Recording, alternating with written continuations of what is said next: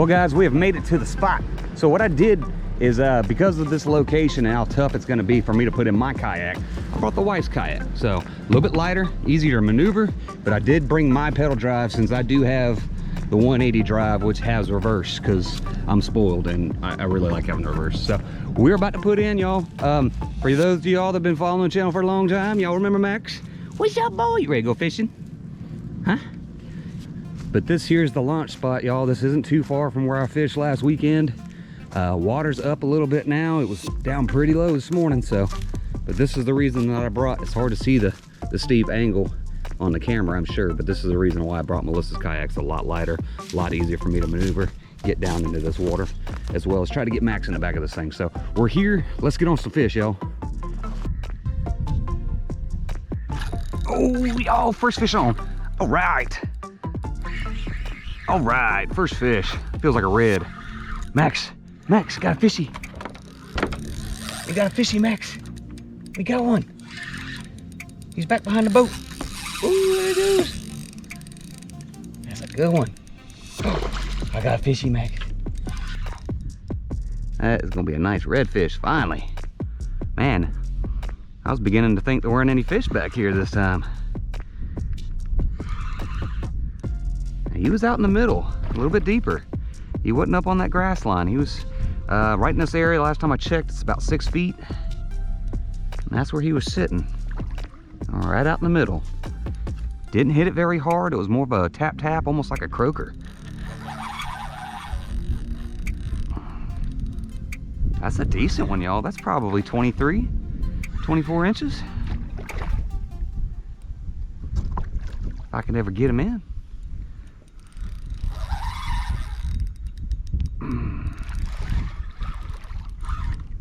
There we go. Is that a fishy, Max? Did we get one? Did we get a nice fishy? That's barely hooked. Did we get one? Huh?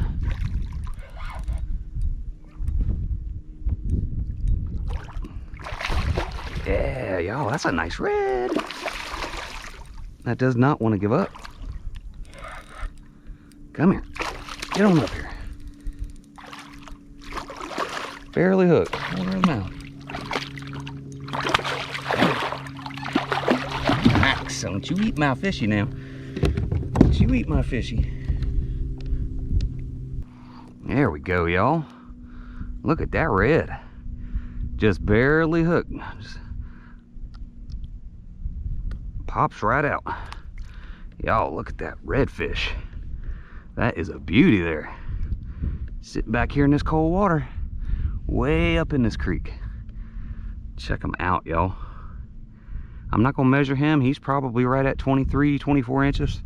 Pretty close. Just about lost all the blue out of his tail. Got one spot on one side.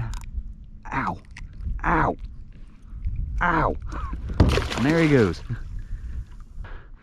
My thumb slipped back inside of his gills and he just started chomping down. There's one fishy down, boy. Where'd he go? Where did he go? He go back in the water?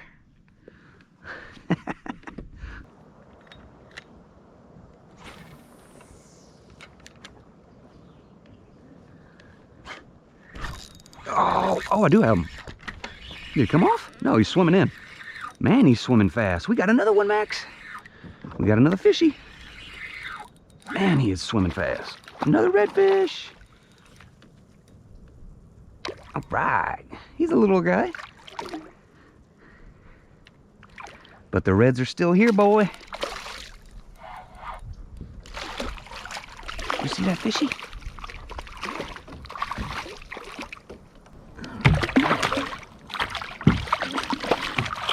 Come here, buddy. Just like that. Man.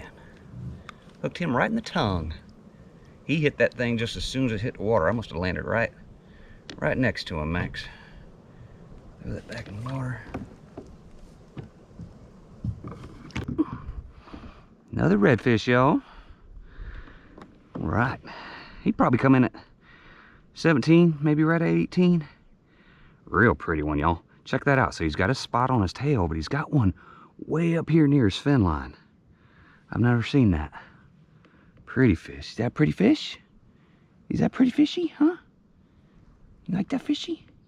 Don't bite his tail, silly boy. Let's let him go, okay? All right.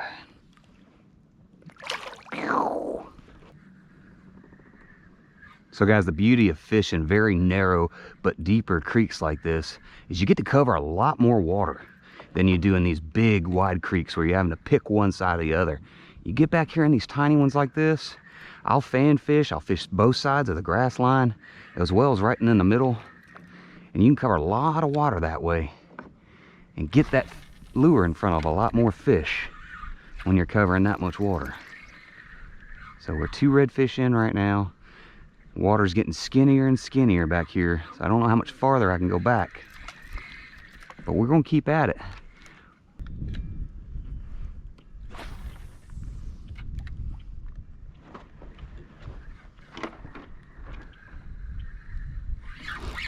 Got one. That's a trout. Hey, there we go. I knew that, man. He hit it so light. I kind of second guessed if it was a fish bite or not. All right, come here, little buddy. Oh, I mean, barely hooked. He's probably gonna get off before I get a chance to grab him. Oh, there he goes. Where'd he go? I lost him. All right, so there are some trout back in here too. Man, he barely tapped that thing.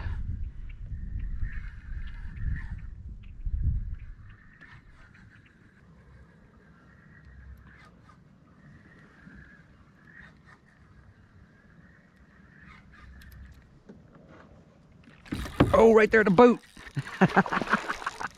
I was going to turn my rudder to get myself straightened back up. I figured there would be one over here by these docks. I came through in the first pass and didn't get any bites. I slowed myself down coming back through and I found another red, y'all. There we go. Y'all, another redfish. They are back here. They are back here indeed. I can't reach my pliers, so I'm hoping I can get this out without them. There we go. Another one. He'd probably come in the same, right at slot. Maybe a hair short. He's definitely pale though. He's paler than the rest.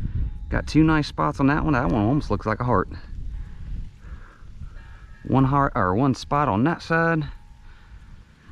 He's ready to go, y'all. He's tensing up big time. You see that fishy? Man, look at that blue in his tail. Didn't really have that on that side. Oh yeah, he does. Just gotta hold it in the light just right. All right, let's let him go. You ready to let him go? Ready to watch him swim away? You ready to watch him swim away? There he goes. Oh, where'd he go? Did you get him? Did you get him? Don't drink that water.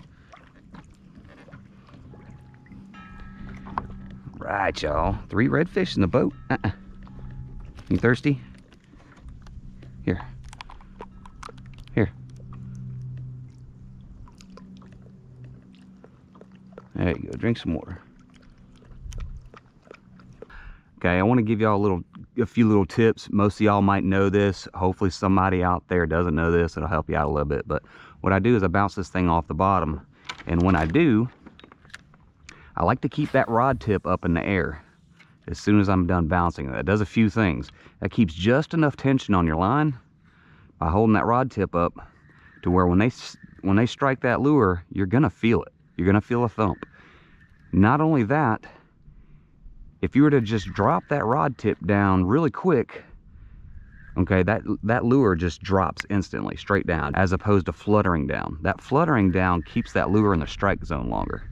So not only do you get to feel that bite and know that he's there, but it keeps that bait in the strike zone.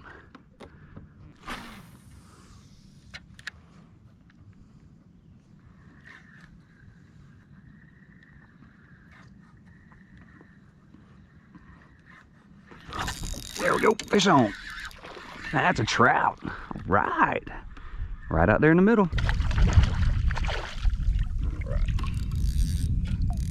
Come Come up, buddy. What's that, Max? Is that a trout? Huh? Is that a trout? All right.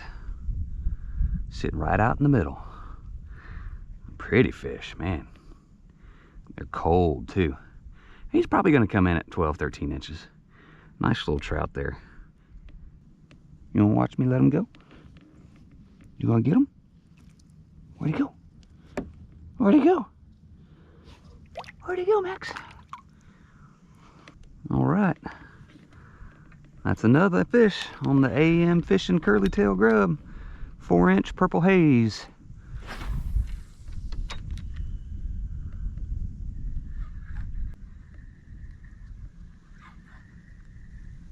Oh, there's another one. There's another one right in the same spot. We got a little school of them right here. Man, he choked it too. For such a small trout, that lure is gone. Man, he wanted that thing, didn't he? Popped right out though. Another trout. I think I found a little school of them right here. Not as big as last week's, but they're still here. Did you see something back there, boy? Did you see something? Is that a fishy jump back there? That's not a fishy. That's a stick in the water. Don't you jump in that water. Well, guys, that's going to do it for this episode. I hope y'all enjoyed coming along for the ride with me and Max out here catching some fish, just and enjoying a Sunday afternoon. If y'all like what you saw, do me a favor, hit that thumbs up, hit that subscribe button. I sure would appreciate it. So thank each and every one of y'all for taking a little bit of time out of your life to watch and enjoy these fishing adventures. Until next time, we'll catch you later.